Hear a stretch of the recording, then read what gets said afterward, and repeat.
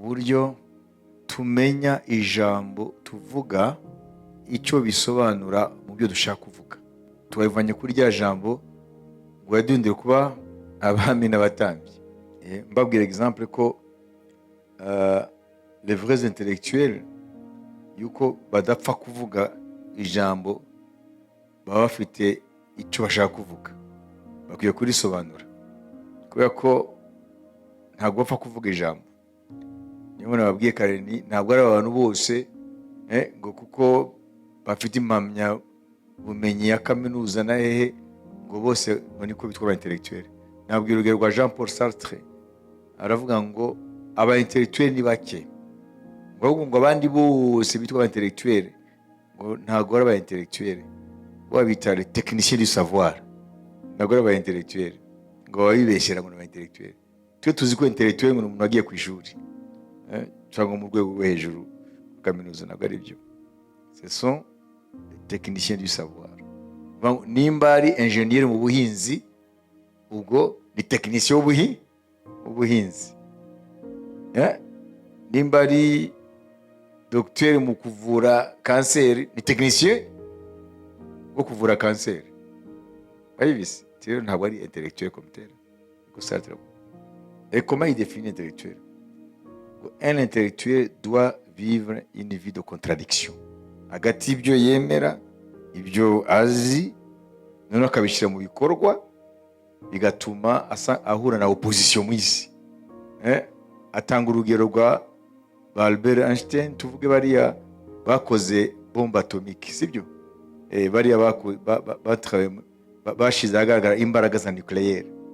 Aravuga ati hariho ubumenyi bwo kumenya imbaraga ziri muri nucléaire, sibyo?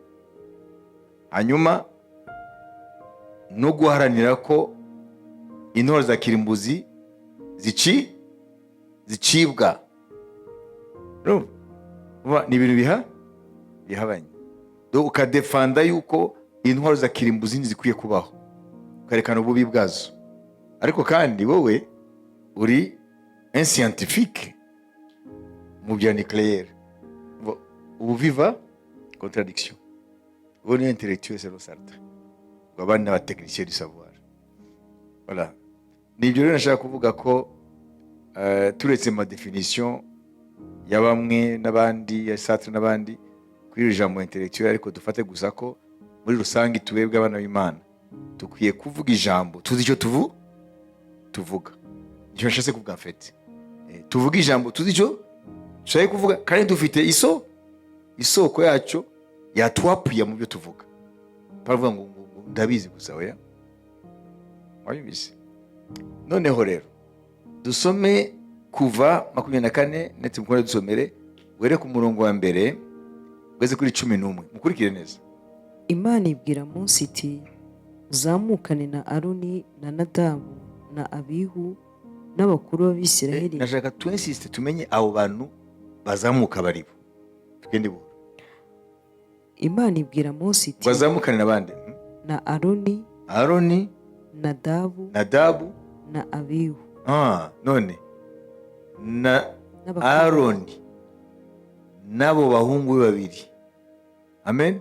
Abihu na Nadabu nabo ngo bazamuke. Okay, komeza. N'abakuru b'Abisiraheli 70. N'abakuru b'Abisiraheli 70. Mwerekeje aho Uwiteka ari. Bagende berekeza aho Uwiteka ari. Namwe musenge mukiri kure. Mose aba ari we wigira hafi y'Uwiteka wenyine. Abo bandi bagomeze basengaho, ariko bafatanya urugendo berekeza aho Uwiteka ari. Ariko nibagira ahantu runaka bo bahagarare, bapfukame, basenge gusa. Mose wenyine akomeze agana aho Uwiteka ari. Bo ntibamwigire hafi, kandi abandi bantu ntibazamukane nawe. Mose araza abwira abantu amagambo y'Uwiteka yose n'amategeko ye yose. Abantu bose bamusubiriza icyarimwe bati ibyo Uwiteka yavuze byose tuzabikora. Usibye ko batabikoze. Natwe twese dukomeze. Mose yandika amagambo y'Uwiteka yose, azinduka kare, yubaka igicaniro hasi y'uwo musozi n'inkingi z'amabuye 12 singanya umubare n'imiryango y'Abisiraheli uko ari 12. Atuma abasore bo mu Bisiraheli batambira Uwiteka ibitambo byoswa n'inka z'ibitambo by'uko bari amahoro. Mose agabanya amaraso mu bice bibiri bingana, kimwe agisuka mu nzabya, ikindi akimisha ku gicaniro. Yenda igitabo cy'isezerano agisomera abantu, baramubwira bati, ibyo Uwiteka yavuze byose tuzabikora kandi tuzamwumvira. Mose yenda ayo maraso ayamisha ku bantu, arababwira ati, ngaya amaraso y'isezerano Uwiteka asezeranye namwe, nk'uko ayo magambo yose ari. Maze Mose azamukana na Aroni na Nadabu na Abihu n'abakuru b'Abisiraheli 70, bareba Imana y'Abisiraheli munsi y'ibirenge byayo, hameze nk'amabuye ashashwe ya safiro ibonerana, ihwanye n'ijuru ry'umukemure ubwaryo, kandi abatoranijwe b'Abisiraheli ntiyagira ikibatwara, bareba Imana bararya baranywa. Amen. Dore icyo dushaka kuvuga, hariho Mose, hariho Aroni, abahungu be, amen, Abihu na Nadabu, hariho n'abakuru 70 ba Isiraheli, harimo na rubanda hariya. Mwabonye uko bipanze? Abantu, amen, bemerewe kuzamuka ni bande? Mose n'abakuru ba Isiraheli. Hanyuma uretse iby'umwihariko Mose yabonye igihe azamukaga wenyine abasize aho, ariko ku murongo wa 10 hari ikintu basangiye. Ku murongo wa 10 hari ikintu basangiye bose, hari experience basangiye. Bareba Imana y'Abisiraheli munsi y'ibirenge byayo, hameze nk'amabuye ashashwe ya safiro ibonerana, ihwanye n'ijuru ry'umukemure ubwaryo. Amen. Nubwo ngo bayibonye ibirenge, ariko 11, kandi abatoranijwe b'Abisiraheli ntiyagira ikibatwara, bareba Imana bararya baranywa. Amen. Mwabyibise kuko Imana yabahaye iyo favor ngo babone ubwiza bwayo, kuko barabonye Imana ku birenge byayo. Usibye ko ngo nivuga ngo ni umuco ukomeye, siko tubwiye. Iyo si favor itahawe abandi. None Imana yashatse iki uretse Mose na Aroni? Dufate Mose, yashatse ko Aroni iyo yerekwa uko kubona iyo favor, kubona Imana, nubwo yabonye ibirenge, kuyibona gusa bizatuma uriya murimo w'ubutambyi bukuru awukora afite the fear of the Lord, afite igitinyiro cy'Imana. Tujye ku bana be nabo, Abihu na Nadabu, kuko bagize iyo favor yo kuyibona, bizatuma umurimo wabo mu buturo bwera bawukorana igitinyiro cy'Imana. Niyo mpamvu Imana itababariye.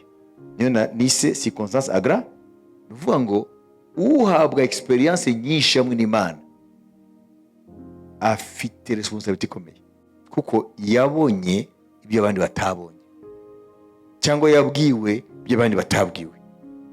Kuko bariya bagabo, tubite abagabo cyangwa abasore simbizi, bariya bene Aroni babonye Imana, ariko bazana imikino ubuturo bwera. Niyo mpamvu uriya muriro rero, faut pas dire ngo Dieu est méchant, non, bahawe experience abandi batahawe. Nyiri buriya buturo yarabiyeretse, baramubonye. Suvuga ngo ni Imana gusa ngo Mose anko wabo hamwe na papa wabo Aroni bababwiye. No, Imana avuze nabo mubazane, nabo bazamuke, bizatume rero mu buturo bamenye uwo bakorera, barakenesheje icyubahiro cy'Imana. Niyo mpamvu rero bapfuye uriya rupfu. Okay, tugire ku isengesho rya Mose. Aho birumvikana? Amen. Kuko Imana yarabiyeretse, nivuga ngo bagiye kwikorera mu buturo bafite iyerekwa ry'Imana beretswe. Barira imbere yayo ngo barishima, ngo ntihagira icyo ibatwara. Twese hano twakwifuza kubona ibyo babonye, si byo se? Ariko ni experience tudashobora guhabwa kugeza aho Yesu azazira. Kuko ugiye ndibaza Imana yaremye ijuru n'isi, yaremye izuba, yaremye univers, hari ibintu byose barayibonye. Gitangaza. Ikindi se washaka niki? Iyo ubonye Imana si ikintu ushaka niki? Ngo ntabwo ufite ngo ibi nibi. Natwe mu kwizera twarayibonye muri Kristo, ariko bo rero ni experience direct n'amaso aya y'umubiri extraordinaire. Birumvikana kuntu bari imbere yayo baranywa baranezerwa, ariko dore ntacyo byabamariye. Bareba abahungu babiri barapfuye kandi barabonye Imana. Iriya ni circonstance aggravante rero, kuko bakoze ikosa rikomeye, bakoze icyaha gikomeye cyane, bakajya gukora ibyangwa n'Imana, bakazana koseza imibavu Imana, bakazana n'umuriro itigeze ibabwira, itabategetse. Imana rero niyo mpamvu yahise ibica sans pitié. Bayumvise? Kuko iyo ubonye Imana nka kuriya, wowe ikintu ushaka niki? Okay, turebe rero Mose rero isengesho ry'imibavu ihumura, twafata nk'imibavu ihumura neza. Kubara 27 tubere kuri 12, ndakubwira aho garukira. Nta kintu giwanye no kuba warabonye Imana. Ega natwe nubwo tutabonye biriya abihu babonye na Nadabu, donc physiquement, ariko Yesu yaratwiyeretse. Amen. Iyo ni kindi kintu nacyo. Abandi bamumva gusa Yesu, ariko twe twaramubonye. Sinzi ikindi kintu ushaka. Uwiteka abwira Mose ati, uzazamuke uyu musozi wa Abarimu, witegere igihugu nahaye Abisirayeli. Numara kucyitegera, nawe uzapfa, usange ubwoko bwawe nk'uko Aroni mwene so yabusanze, kuko mwagomereye itegeko ryanjye mu butayu bwa Zini, ubwo iteraniro ryitunganyaga ntimwerekanire kwera kwanjye ku mazi mu maso yaryo. Ayo niyo mazi y'Imeriba y'i Kadeshi yo mu butayu bwa Zini. Mose abwira Uwiteka ati, Uwiteka, Imana y'imyuka y'abafite umubiri bose, atoranye umuntu wo gutwara iteraniro, wo kubajya imbere ava mu rugo akabahura, no kubajya imbere arugarukamo akabacyura, kugira ngo iteraniro ry'Uwiteka ritamera nk'intama zitagira umwungeri. Voilà, tugaruka. Iri turyitse isengesho. Yasabye Uwiteka, sibyo? Yamubwiye ko atazabona igusezerano, azakibesha amaso ntazakinjiramo, azakirebesha amaso ariko ntazakinjiramo. None dore icyo yasengeye iki? Nete mukunda ngo Imana ngo ishake mu ijambo rimwe, Imana ishake umusimbura, kugira ngo nibamere nk'intama zidafite umwungeri. Aje kubabaza muyishyire mu mwanya wa Mose. Abanje kubwirwa iki? Kiriya gihugu yaharaniye ntazakinjiramo. None asenze gute? Nimufate ibintu bibiri. Bose umbabarire nanjye nzahagere, siko twasenga. Ariko dore, il a donné raison à Dieu.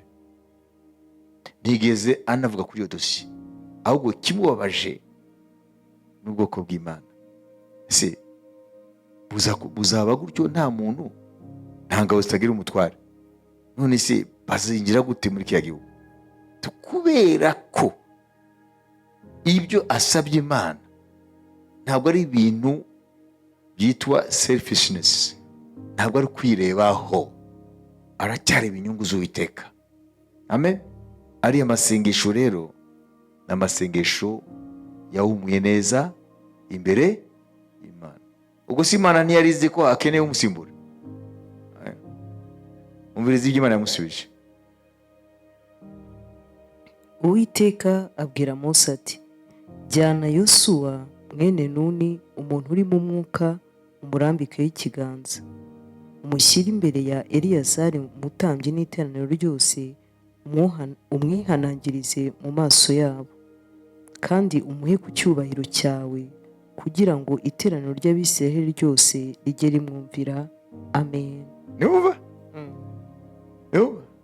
None se ibyo Imana ibwiye Mose gukora byavuye kuri nde? Kuri Mose. Wagira ngo ni Mose yagiye inama Imana. ni amasengesho ahwanye n'iby'Imana ifite mu mutima.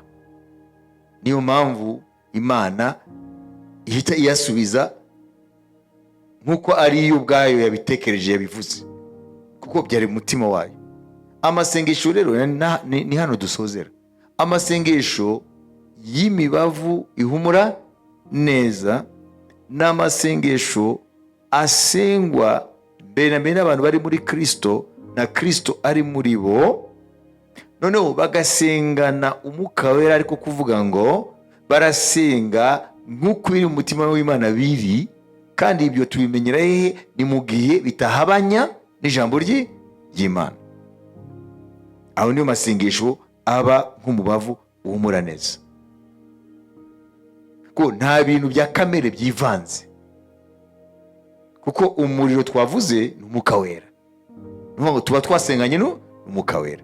Mose kiriya cyifuzo yashize imbere y'Imana tukita isengesho cyari cyifuzo cy'umwuka wera. Niyo mpamvu Imana yahise isubiza. Mwumvise ari ibintu yakosoye, yasubije uko Mose yayimusabye. Natwe rero amasengesho yacu kugira ngo ntagire inkomyi, yakirwe n'Imana nk'uko yaba ari Imana ubwayo yasenze, ni mu gihe dusengana n'umwuka wera. Kandi gusengana n'umwuka wera ni ukuba usenga amasengesho atari buhamanye n'ijambo ry'Imana. Akwiye guhamanya n'ijambo ry'Imana, nakwiye kuba ahabanye n'ijambo ry'Imana, nakwiye kuba atandukanye n'ubushake bw'Imana. Aho niyo masengesho Imana yakira. Navuze gusengera mu mwuka wera, ntitubifate muri rwa rwego rwa mbere rwo gusenga umwuka wera asengera muri twebwe mu ndimi. Ibyo tugeze kubyigisha. Turavuga gusenga amasengesho nk'abasengana n'umwuka wera nka partner wabo, kuko umwuka wera nawe akwiye kuba mu masengesho yacu. Amen, haleluya. Rero iyo dusenganye n'umwuka wera, nibyo bita gusenga mu mwuka no mu kuri. Ukuri ni ijambo ry'Imana. Ni ukuvuga ngo icyo gihe rero amasengesho yacu aba yemewe n'Imana, kuko ntabwo aba anyuranye n'ijambo ry'Imana. Mose rero ni nk'uko ari umwuka wera ubwe yabwiye Imana. Amen. Ujya usenga rero uvuga uti amasengesho yanjye ese ashobora kwitirirwa n'umwuka wera? Ese umwuka wera ashobora kuyasenga? Niwumva ko atarayasenga byihorere. Mwabyumvise? Nabaye urugero rwa mbere murabyibuka. Yatanye mu Baheburayo 13 umurongo wa 15 16. Ntabwo wasenga ari amasengesho ari amagambo ari hariya umwuka wera ntabwo abyemera. Ahita bwe dore iri jambo wowe ntabwo rishyira mu bikorwa. Urabona mbaye urundi rugero, reka tujye ahantu hamwe tusoze. Ariko isengesho rya Mose waryumvise, ni nk'uko ari Imana ubwayo yabyatuye. Amen. Tujye mu Korinto wa mbere ibice 9 ku murongo wa 13 14. Ni munsi yuko abakora imirimo yo mu rusengero batungwa n'iby'urusengero, kandi abakora imirimo y'igicaniro bakagabana iby'igicaniro. N'umwami wacu niko yategetse ko abavuga ubutumwa bwiza batungwa n'ubutumwa. Amen. Paulo avanye amagambo he mu magambo y'umwami ubwe, Matayo 10 ku murongo wa 7 tugeze ku murongo wa 10. Nimugende mwigisha muti ubwami bwo mu ijuru buri hafi. Mukize abarwayi, muzura abapfuye, mukize ababembe, mwirukana abadayimoni. Mwaherewe ubusa, namwe mujye mutangira ubundi. Ntimujyane izahabu cyangwa ifeza cyangwa amakuta mu mifuka yanyu, cyangwa ivumba y'urugendo cyangwa amakanzu abiri cyangwa inkweto cyangwa inkoni, kuko umukozi akwiriye ibimutunga. Amen. Aha, umukozi akwiriye ibihembo bye. Amen. Car l'ouvrier mérite son salaire. Si umwami bivuze mu isi se ntibakora bagahembwa? Nuvuga ngo rero n'umurimo w'Imana mu nzu y'Imana, abakora umurimo w'Imana bahamagawe kureka ibindi bagakorera Imana, kuko Imana ibakeneye, sibyo? Kuko hari igihe imirimo y'Imana ikeneye abantu bayitangira full time, sibyo? Imana iteganya rero aho ibihembo byabo bituruka, ngo abakora ku gicaniro bagiye gutungwa n'igicaniro. Nabo Imana ihamagara full time, kuko uwo mwanya bari kuba bakorera amago yabo nabo. Ariko kuko Imana ibashaka, Imana yatanze compensation, yatanze igisimburo umushahara bari guhembwa iyo bajya gukorera ahandi. Ariko Imana ntabwo ivuga ngo ni dona nabo ari kontra nk'iyo mu isi, kuko byose bisingiye ku muhamagaro. Amen. Nuvuga ngo biboneka bitaboneka twarahamagawe. Ariko Imana kwizi ko dufite imibiri, dufite n'inshingano, Imana biteganya ko abakora ku gicaniro bakwiye kurya ku gicaniro. Abavuga ubutumwa bwiza, abakora Imana mu nzu y'Imana full time bakwiye guhembwa bivuye kuri uwo murimo w'Imana. Kwemeze. Okay. None wowe warahamagawe n'Imana. Imana yagukeneye full time. Ntabwo Imana ikeneye abakristo full time ekada. Nuvuga ngo ni igihe umurimo w'Imana ugera ahantu aho bikwiriye abantu bawukora nkuko abandi bajya gukora ahandi, nabo bakwiye kuwukora. Kuko niba wa part time, uwo murimo w'Imana uzabura abawukora. Kuko bose bazigira mu byabo, bagaruka ku cyumweru basange urusengero ntabwo rwatunganijwe. Babyumvise? Basange noneho batangiye gutunganya urusengero, abaza gushaka abakozi Imana akababura. Babyumvise? Niyo mpamvu rero umurimo w'Imana igihe cyose Imana igenda ihamagara abantu full time uko umurimo wevuriwa. Ntabwo mutangira ngo n'abantu 3-4 ba full time, ntabwo bibaho. Ni Imana igenda ibazana ku murimo ugenda waguka, kuko izi yuko bakwiye guhabwa ibibatunga n'ingo zabo. Wabyumvise? Usibye ko abantu batazi Imana basuzugura abakozi b'Imana, kuko batababona bari kumwe nabo barwanira imigati yo mu isi, babibaza ngo inzara izabica. Wabyumvise? Cyangwa ko badafite ubwenge. Rero urugero nuru, none Imana ivuze ngo umukozi akwiye ibihembo bye, sibyo? None wowe uvuga kuri full time mu Imana, hanyuma Imana yagushaka mu murimo wayo ntikubone, ahubwo wibereye ahandi. None se iri jambo nujya kurisengera wumva Imana iza kuryakira? No, kuko wowe ntabwo uri ku gicaniro. Nibise bivuga ngo hari ijambo rigongana n'amasengesho yawe. Amen. Rero umwuka wera asengana natwe mu gihe dusengera mu bushake bw'Imana. Hanyuma rya jambo rivuga ngo umwuka adufasha mu ntege zacu ntituzi gusaba uko bikwiriye, agadusenga uko Imana ishaka. Ibyo ni igihe dusengera ibintu Imana, umwuka akabona ko ntabwo ari priority imbere y'Imana, wagahita ahindura amasengesho. Bitandukanye twavuze. Ngo aya magambo turangize kuri aya. Amagambo Baroma 8:26-27. Uko ni ko umwuka adufasha mu ntege nke zacu, kuko tutazi uko dukwiriye gusenga, ariko umwuka ubwe niwe udusabira aniha iminiho itavugwa, kandi irondora imitima izi ibyo umwuka atekereza, kuko umwuka asabira abera nk'uko Imana ishaka. Amen. Amen. Uyu munsi ntabwo ari bitwavugaga. Ibi ni igihe gino urasenga, kumva Imana umwuka wera azi ibikenewe kurusha jewe, kuko ndi umwana w'umuntu. Umwuka wera adusengera nk'uko Imana ishaka. Ariko hano turavuga umuntu ari warasenga amasengesho kandi adahagaze mu bushake bw'Imana. Rero amasengesho ye ntabwo ahinduka imibavu ihumura neza, kuko ahabanya n'ijambo ry'Imana. Kuvuga ngo ni nk'umuntu azanye imibavu akayitwigisha umuriro utari w'Imana, ntabwo Imana ibyemera. Rero tukwiye gusenga duhagaze mu bushake bw'Imana. Aho niho dusengana n'umwuka wera. Nitumufata ko umwuka wera muri ya symbolisme y'umuriro, uko Bibiliya yerekana umwuka wera mu buryo bwinshi. Ni umuyaga, niki, n'amavuta, n'amazi, n'uruzi iyo bavuze imbaraga ze, n'umuriro. Amen. Rero turashoje rero tushaka kuvuga ko rwose mwebwe mukunda gusenga, ibiza ko kugira ngo umwanya wacu ntuzagaragare ko ari umwanya wo wo gutakaza Imana itatwemera, ni byiza ko dutekereza ku byerekeye gusenga kwacu kugira ngo nitumere nk'abana ba Aroni, Abihu na Nadabu bagiye kuvanga ibyabo bigatuma noneho Imana ibatwika. Ahubwo tuzajye tureba nimba amasengesho dushaka gusenga ahamanya n'ijambo ry'Imana. Aho niho tuzaba siri yuko dusengana n'Umwuka Wera.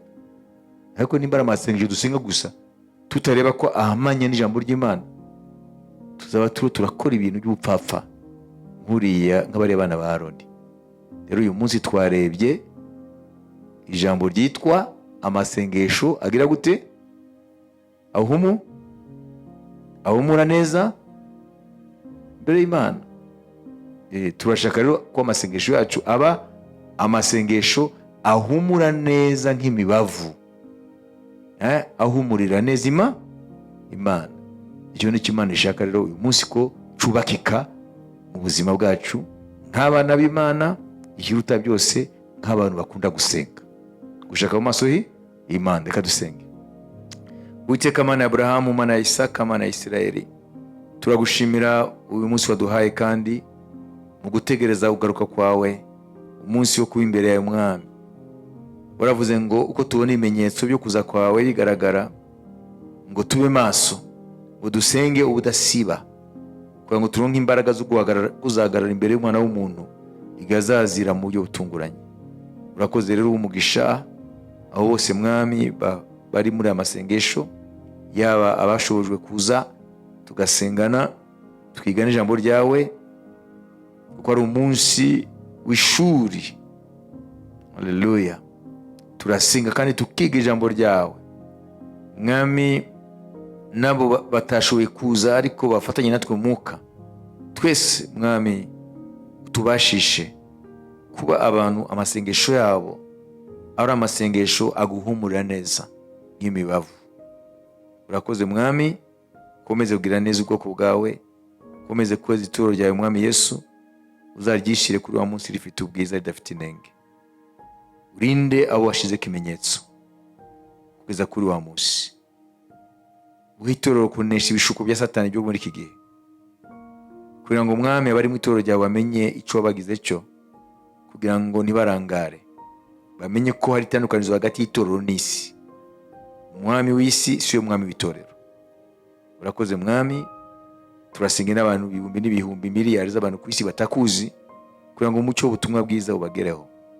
Turasenga na Isirayeli Mwami, kugira ngo amagambo wavuze kuri Isirayeli, kuri Yerusalemu n'umusozi ngoro komeze kuyasohoza, kubera yuko nta jambo ryawe ryavuye mu kanwa kawe rizahera, rizasohozwa uko warivuze igihe wagennye.